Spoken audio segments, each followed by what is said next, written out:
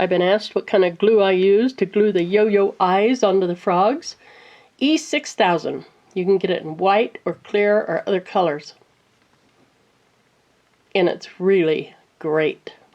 I buy this at Hobby Lobby. Here's the yo-yo I use.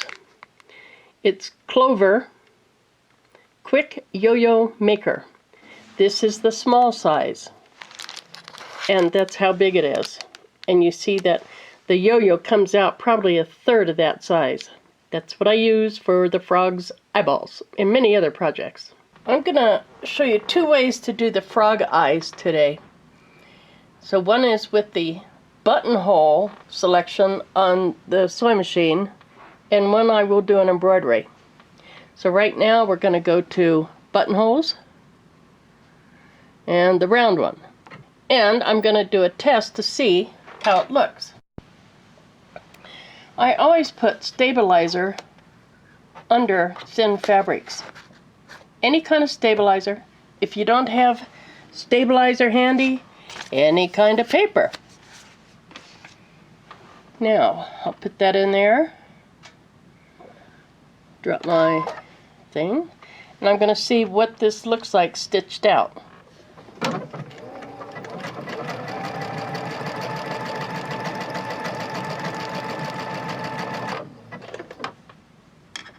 I'm going to do it another time.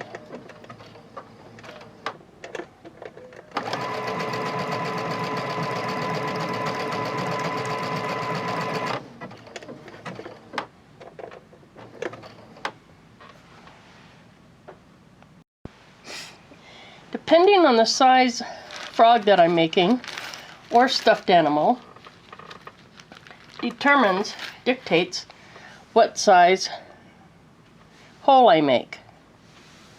Okay? Now you see the size of the shank on this?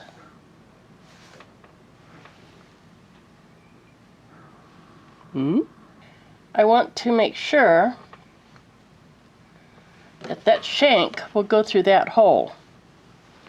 And it certainly looks like it. So just the standard buttonhole, I didn't have to enlarge it or make it smaller. With the bigger eye, I would make it a little bit larger. And then, once you get done, just tear it off the stabilizer. And I pinch it in half. I'm trying to do this so you can see it. And I just do that.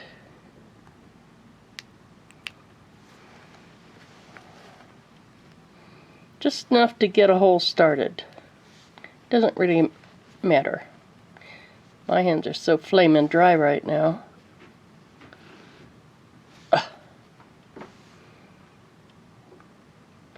And normally I'd use my other scissors. But that's enough to get a frog stem through it. Okay? Now we're going over to the embroidery machine because I don't embroider on my Quattro. One thing I do when I hoop to make the frog eyes, I use scrap stabilizer. It doesn't matter how you put this in the hoop. Just doesn't matter.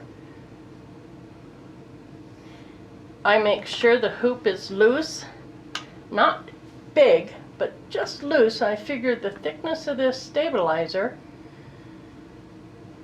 and how loose to make it. And then I just put it on there.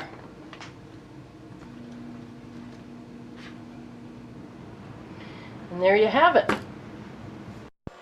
Okay, we're on my digitizing software.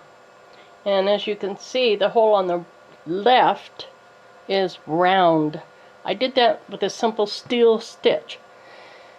The hole on the right is the letter O of a text. And I checked and I can't find anything that's really perfectly round. So I'm going to do my steel stitch. And the inside diameter matches the shaft of the eye, which is 4.3 millimeter. So I'm going to load that up in my machine. And we'll see what, I can show you what I'm doing over here.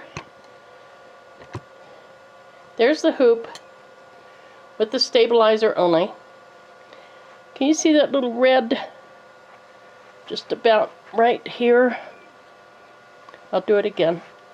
That's telling me that that's where it's going to stitch. So I'll be right back. What I did was I took the hoop out, I taped this fabric on that we're using, put it back in, and now I'm going to stitch that hole on the left.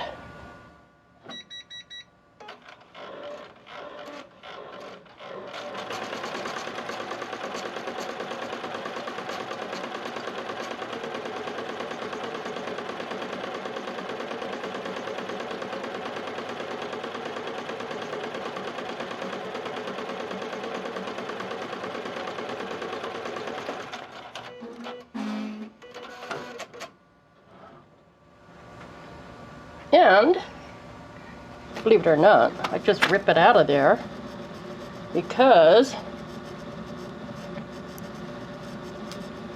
that's the hole I want. Somewhere.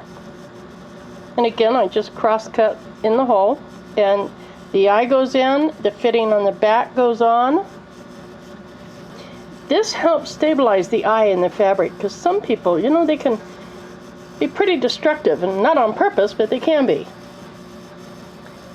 Many times when I'm doing these, I'll do like 10 or 20 frogs at once, and I'll just lay their little head part where the eye goes, and I'll just tape them across, you know, the fabric, and I'll just do all the eyes, and then I'll put another batch of frog heads, bodies, and I just move the embroidery down to match and line up with where I want them. That's what I do.